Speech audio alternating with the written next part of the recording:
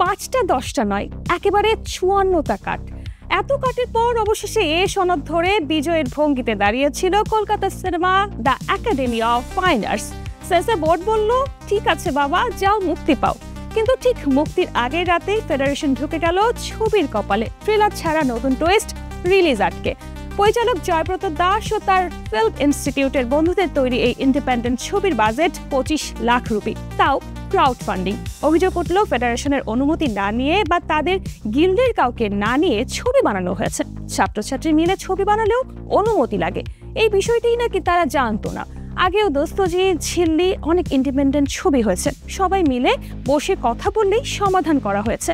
একটি অ্যান্টিক মদের বোতল চুরি, প্রতারণা আর সম্পর্কের বিশ্বাসঘাতকতার টান টান গল্পে ভরপুর এই ছবি নিয়ে টালিগঞ্জে এখন গুঞ্জন। বাংলা ছবিতে এত বোল্ড দৃশ্য একসঙ্গে আগে দেখা যায়নি। সব শেষে ছবি মুক্তি পাবে কিনা তা এখন ফেডারেশন টিম বৈঠকের উপর নির্ভর। দর্শকরা পপকর্ন হাতে বসে আছেন, রিলিজ হবে নাকি আবার এক্সট্রা কার্ড।